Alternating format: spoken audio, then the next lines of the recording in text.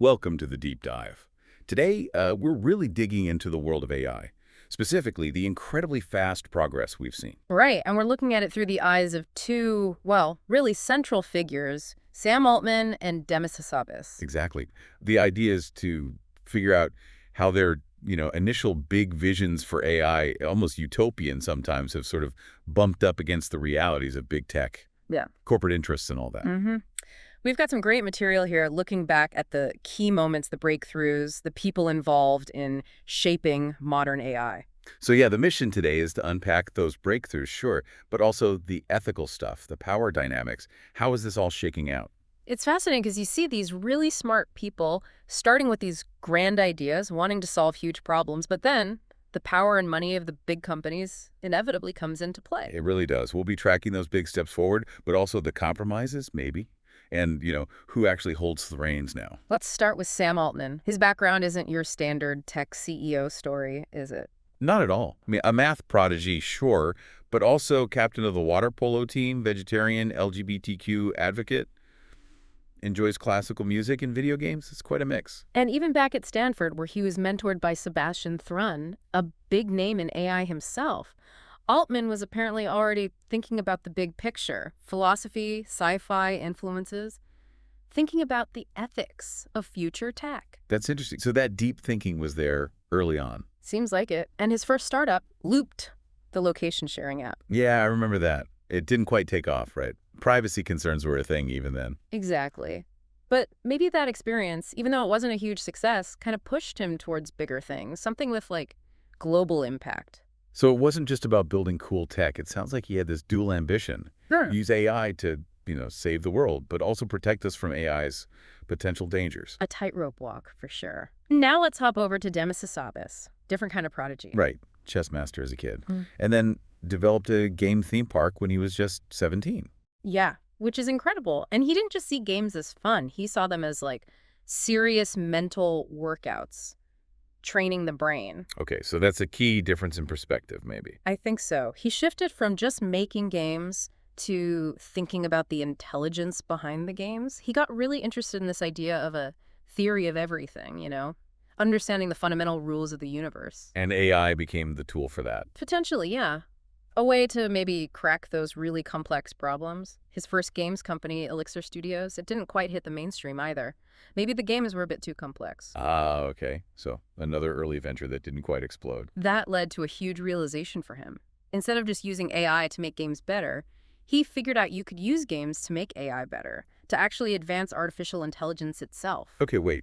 Say more about that. How does that work? Well, think about it. Games are complex, dynamic worlds with clear goals. Right. Perfect environments to train an AI agent, let it learn through trial and error, figure out strategies, get better over time. I see. Like a virtual training ground. Exactly. That was the core idea behind DeepMind.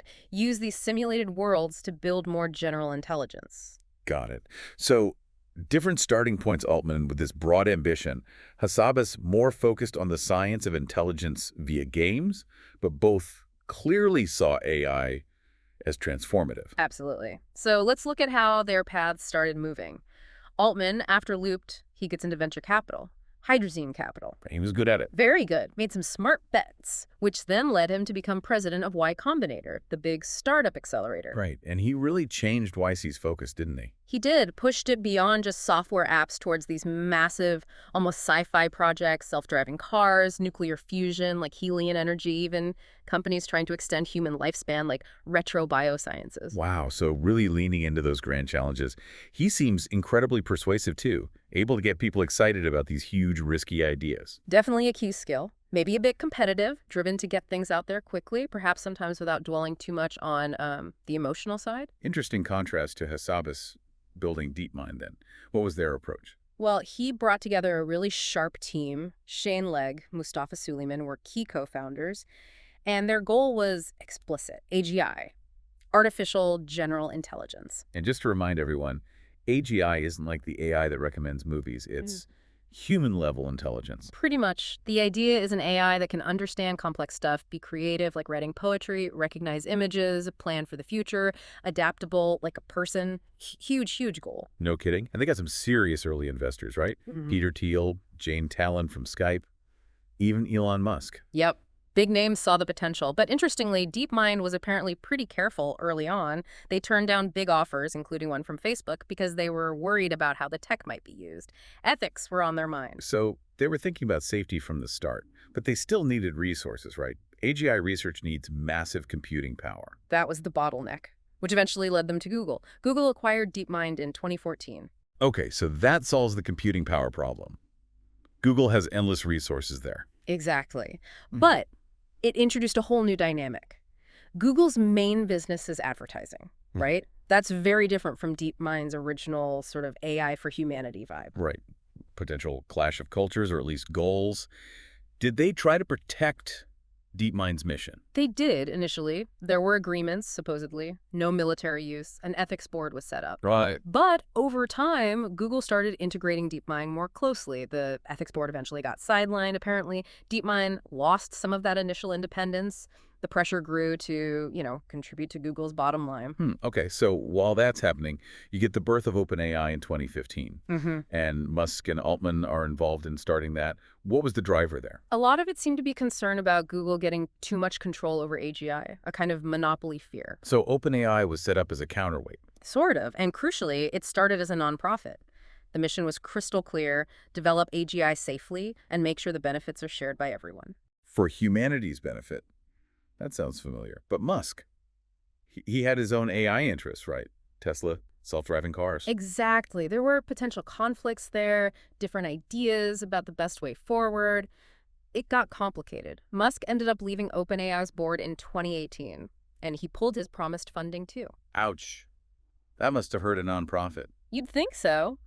But ironically, losing Musk and his cash might have actually pushed OpenAI to be more aggressive. They had to find other ways to survive and compete, which led them down a different path. Interesting. So back at Google, how was DeepMind doing under the parent company? Hasaba's still trying to keep the original vision alive. He definitely talked about DeepMind being a global interest company. They did work on some cool stuff, protein folding with AlphaFold, making data centers more efficient, things with clear benefits. But the Google pressure was still there. Oh, yeah.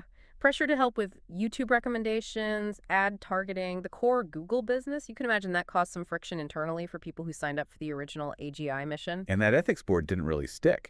It seems like setting up truly independent, powerful, ethical oversight inside a big corporation is, well, it's really hard, especially as AI started getting more powerful and the potential harms like bias became clearer. Right. And that brings us to the power of big tech in general. They have so much data, so much influence. It's immense, and that's crucial because AI learns from data. If the data reflects societal biases, and it usually does, the AI can end up amplifying those biases, making inequality worse. We've seen examples, right, like the Compass system for criminal sentencing or predictive policing algorithm. Exactly, serious real-world consequences. And researchers inside these companies, like Timnit Gebru and Margaret Mitchell at Google, started pointing out these dangers. And they were let go, weren't they? They were, which sent a pretty strong message about how willing these companies were at the time to confront uncomfortable truths about their own technology. Okay, so the ethical debates are heating up. And then technically, a massive leap happens in 2017, the Transformer. Huge, absolutely huge. Developed by researchers at Google, funnily enough, it completely changed how AI handles language. How so? What was different? Before Transformers, AI mostly looked at words sequentially. Transformers could look at a whole sentence or even a paragraph all at once, understand context, relationships between words much better. Okay, and that unlocks what? Generative AI. The ability to create realistic text, translate languages much more fluently, write code, all the stuff we're seeing now with models like ChatGPT, it was the foundational breakthrough. But you said Google researchers invented it. Did Google immediately run with it? Well, not exactly. They used it internally for search and translation, sure. But they seemed a bit slow, maybe cautious, about unleashing its full generative potential, perhaps worried about disrupting their existing ad business, or maybe the risks involved. And that created an opening. A big one. OpenAI, various startups, they saw the potential and jumped on it. They started building these large language models, the GPT series, based on the Transformer. GPT, that's OpenAI's model. Yeah, right. Built by people like Ilya Sutskever, Alec Radford, building directly on that Transformer idea. Some researchers even left Google, reportedly frustrated, and founded their own successful AI companies like Character.ai. So Google invented the key, but others unlocked the door faster. You could say that.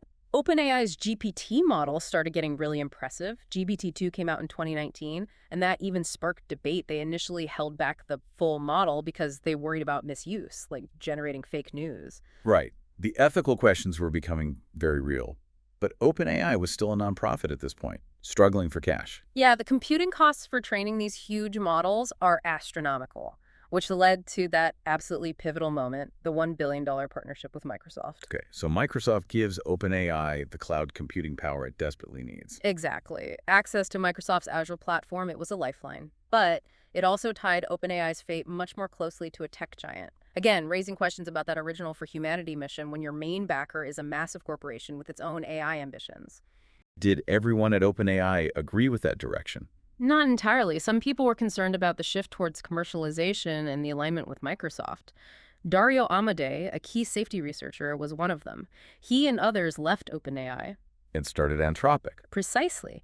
They founded Anthropic explicitly as a public benefit corporation, trying to find a different structure, one that they hoped could better balance safety concerns with commercial realities. So you've got this split happening. OpenAI partners with Microsoft, Anthropic tries a different path, and the whole debate about how to handle this powerful tech is intensifying.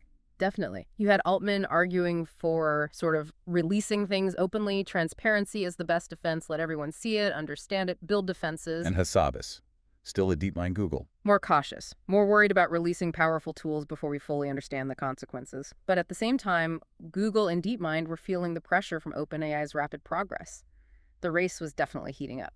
And it feels like those original, broad, utopian ideals were starting to get overshadowed by competition, corporate interests. It certainly looks that way. The fear started growing that this incredibly powerful technology was becoming concentrated in the hands of just a few giant companies. Meanwhile, AI is creeping more and more into daily life, right? Oh, yeah. During the pandemic, we saw a big rise in companionship chatbots like Replica or some systems in China, sparked a whole debate about loneliness, human connection. And social media algorithms powered by AI were getting blamed for driving division, spreading misinformation. Absolutely. Those concerns raised in papers like Stochastic Parrots about the limitations and potential harms of large language models trained on biased internet data, they were becoming much more mainstream. And Microsoft, seeing success with things like GitHub Copilot, the AI coding assistant, they seemed ready to go all in. Satya Nadella, Microsoft's CEO, was clearly very confident. OpenAI kept pushing boundaries, too, releasing DALL-E 2 for generating images, though, again, concerns about bias and misuse didn't go away. Okay, so the stage is set, competition is fierce, the tech is advancing rapidly, and then November 2022 happens. Boom. ChatGPT launches. And it just exploded, didn't it? Like nothing else before. It went from a research preview to a global phenomenon in weeks. Everyone was talking about it, trying it. It triggered a frenzy across the tech industry. Google scrambled to respond. And the models that kept getting better. GPT-4 came out, even more capable. Which just amplified everything, the excitement about what AI could do, but also the fears. Job displacement became a huge topic of conversation. Altman was comparing it to the Industrial Revolution, right? Yeah. A massive societal shift. He was. But you also had voices like Eliezer Yudkowsky raising serious alarms about existential risks, arguing we were moving way too fast, even calling for a pause on giant AI experiments. So the AI world itself is kind of splitting. You could see clear camps forming, one side pushing for rapid development, maybe with minimal regulation, arguing the benefits outweigh the risks. The other side urging much more caution, emphasizing safety, alignment, potential long-term dangers. There was more funding going into long-term AI safety research too, right? But maybe less focus on the immediate ethical problems like bias. That's a criticism you heard. Some linked it to the effective altruism movement, which has funded a lot of AI safety work. The critique being that sometimes this long-term focus could maybe excuse cutting corners on present-day harms. There were uncomfortable comparisons made, fairly or unfairly, to figures like Musk or Sam Bankman-Fried, suggesting an ends justify the means approach. Okay, so lots of debate, but ultimately, who benefits most from AGI, if or when it arrives? Right now, it looks like the big players who have the data and the computing power. Primarily Microsoft through its OpenAI partnership and Google They're consolidating power. And it feels like the harms of AI, privacy invasion, bias, job disruption are maybe harder to pin down, harder to regulate than, say, a faulty physical product. Does that let profit win out over ethics sometimes? It's certainly a challenge. Defining and proving AI harm can be complex, and the sheer speed of development often prioritizes getting the next model out over exhaustive safety checks. Transparency is decreasing too. Companies are guarding their breakthroughs more closely. Which brings us to that bizarre episode in late 2023. The OpenAI board trying to fire Sam Altman. Wild. It played out so publicly. You had these online factions forming the D-cells wanting to slow down versus the ENAICs or effective accelerationists wanting to speed up. And the OpenAI staff threatened to quit en masse if Altman wasn't brought back. Pretty much all of them, yeah. And Microsoft threw its full weight behind Altman, even offering to hire everyone if needed. So Altman was reinstated really quickly. What did that whole saga reveal? A few things. One, just how reliant Microsoft had become on OpenAI. Two, Altman's incredible influence and power within the company and the field. And three, perhaps, that the original nonprofit mission and board structure were maybe not equipped to handle the pressures of a multi-billion-dollar corporate partnership. Power shifted. It really seems like profit and prestige, the race to be first, have largely taken over from those initial utopian goals. Companies are becoming more secretive. Transparency is definitely taking a hit. We know less about the data used to train the latest models, the exact safety measures taken, and there are other ethical issues bubbling up too, like the conditions for the often low-paid workers doing content moderation or data labeling for these AI systems, often outsourced overseas. And looking further out, people are talking about a cognitive divide where humans enhanced by AI might leave others behind. Musk's Neuralink project feeds into that, right? Brain-computer interfaces. That's part of the conversation, yeah. Fears about AI becoming so capable it makes humans obsolete in many areas. Plus, ongoing worries about privacy, especially with wearable AI devices constantly collecting data. It feels like the big tech companies are just consolidating their lead, often by buying up promising startups rather than solely through their own internal breakthroughs. That's a common pattern in tech, and it seems to be happening in AI too. Which leads us back to that central question. How much control should just a handful of massive corporations have over a technology that could reshape, well, everything? Exactly. What's the right balance? And what's the potential cost of this incredibly rapid transformation we're living through? We don't really know yet.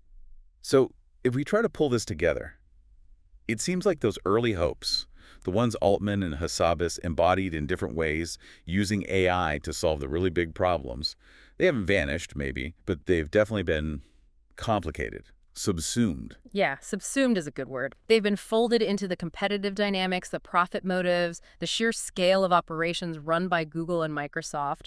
Their individual journeys started with similar high aspirations, but the need for resources, for compute, forced compromises, and strategic shifts. Right. And this whole deep dive really highlights how the ethical side, bias, misuse, societal impact often seems to take a backseat when the race gets intense. The examples we talked about, the researchers who raise flags, it shows there are real-world costs to these decisions. Absolutely. The stakes are incredibly high, and the focus on competition can sometimes overshadow the potential downsides or the need for broader societal input. Okay, so here's a final thought then for you listening. We see this immense power concentrating in just a few companies steering AI's future. What responsibility do we as individuals have to actually understand what's happening, to maybe even try and influence it? Yeah. As AI gets woven deeper into our jobs, our lives, our society, how do we make sure the benefits are shared widely? How do we push back against the harms? Or do we just kind of accept the path we're currently on? Something to chew on.